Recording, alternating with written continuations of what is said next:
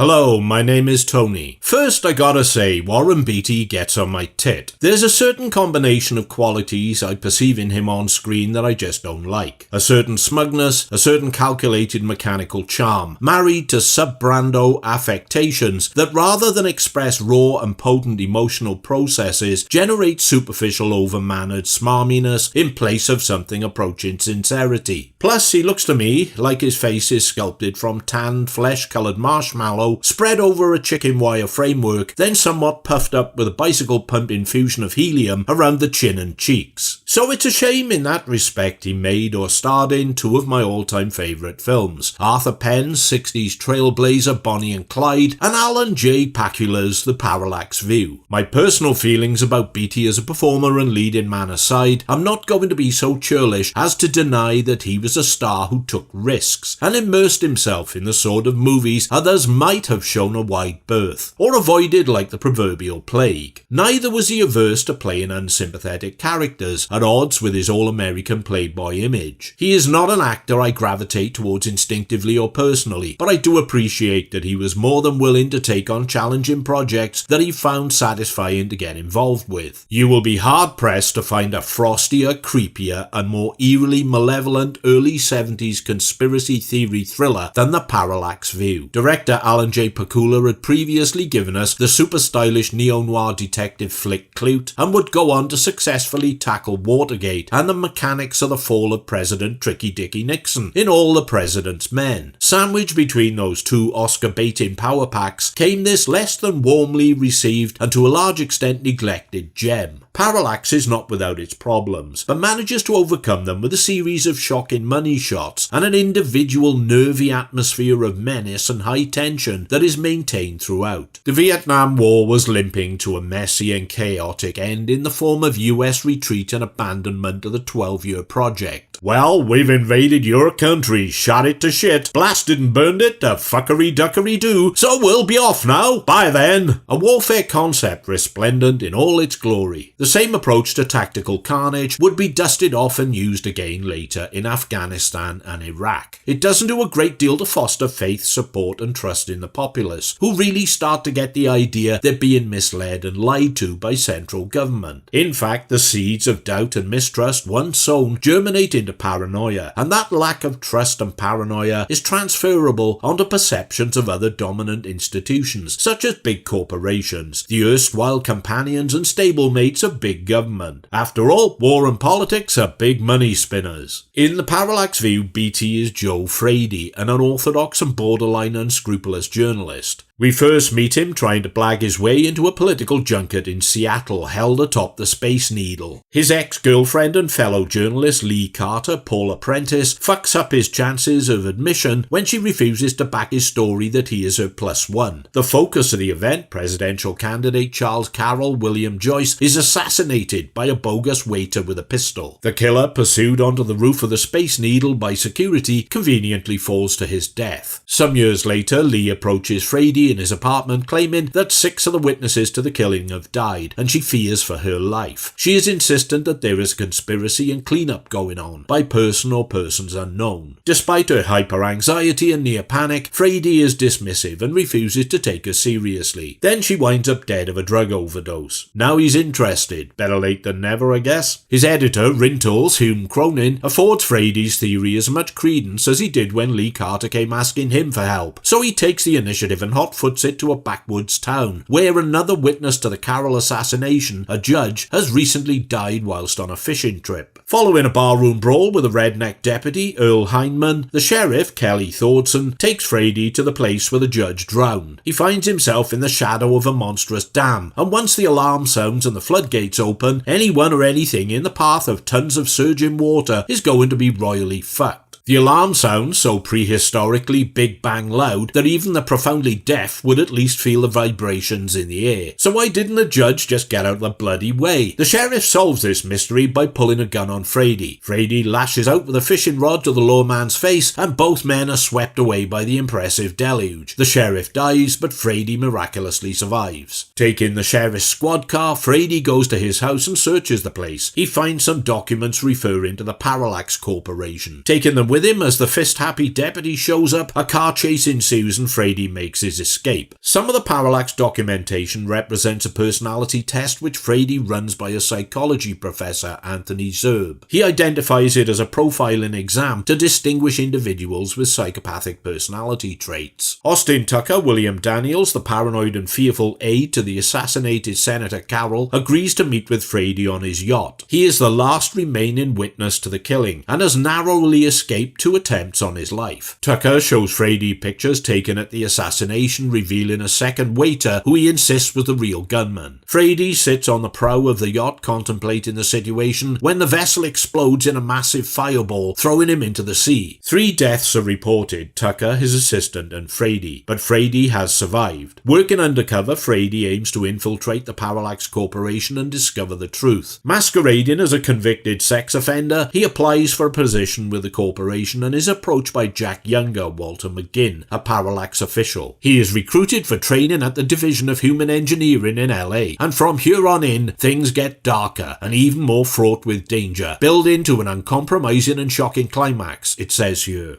Parallax refers to an object's seeming change in position depending on where the viewer stands. The corporation itself is a service provider specializing in the recruitment, training and deployment of patsies who commit political assassinations. Who their clients are is never specified, so the viewer can fill in the blanks and imagine them to be individuals, companies, political parties, politicians, lobbyists, yep, take your pick. Murder and sanitizing the narrative with more murder. The committee investigating the Carroll killing is seen early on reaching the conclusion that it was one misguided individual acting alone out of paranoia and misplaced patriotism. The same committee reconvenes at the end to reach much the same conclusion regarding the assassination of Senator George Hammond, Jim Davis, and closes out the film. No second shooters, no wider conspiracies or setups, nothing to see here, but we know different. We know there is.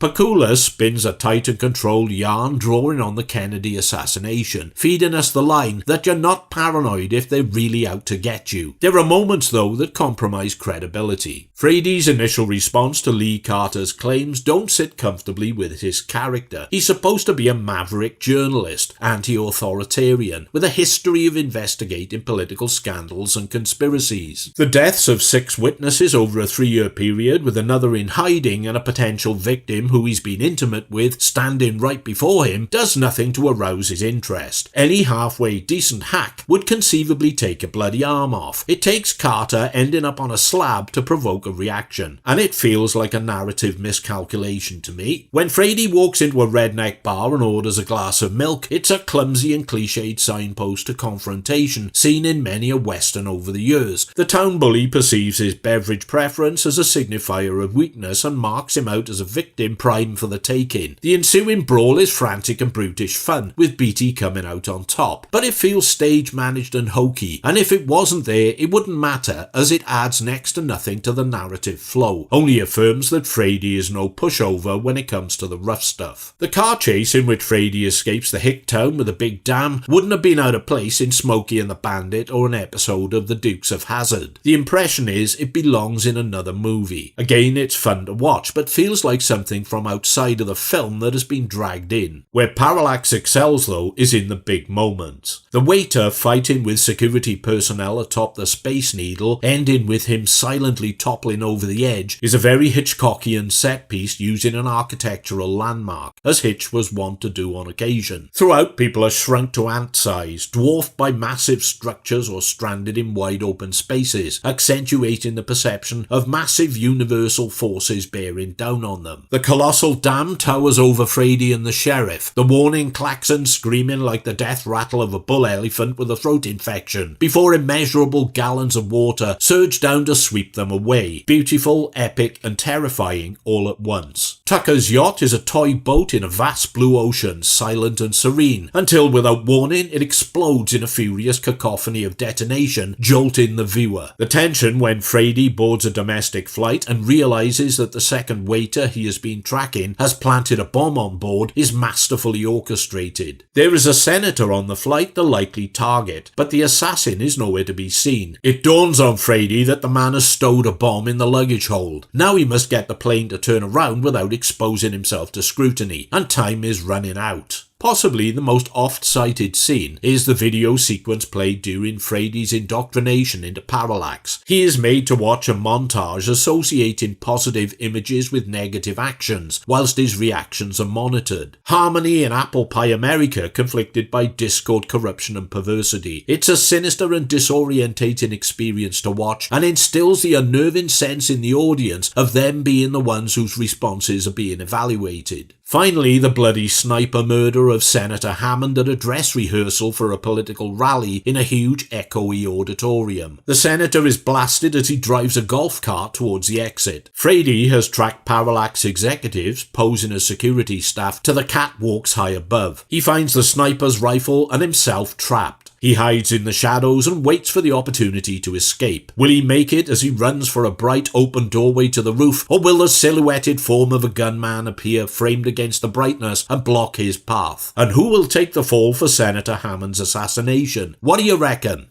Cinematographer Gordon Willis had lensed Pakula's Klute, Coppola's The Godfather, and would go on to work as director of photography on All the President's Men. He had a marvellous way with light and shade, and the use of shadows that effectively conveyed a notion of alienation and remoteness in both landscapes and more intimate interior shots. His work on the Parallax View is nothing short of stunning. Michael Small, who composed the score for Klute, replicates the same eerie soundscapes here, with some jarring sonic cues to complement the suspenseful on-screen action. Parallax is a conspiracy theorist's ultimate wet dream. It confirms the suspicion that corporate America is shaping the political landscape by using corporate assets to murder key politicians and those who might pose a threat in some way or other. Or it confirms that faceless political bureaucrats are using corporate America's corporate assets, etc., etc. Whichever way it cuts, they're lying to us and can't be trusted. Therefore, JFK, second shooter, grassy knoll, all that stuff probably true. The CEO of McDonald's had him bumped off in a pact with Walt Disney and the Soviet Union, and the Mafia, and an astrologer from San Francisco called Barnaby Dick. It will drive you mad if you let it.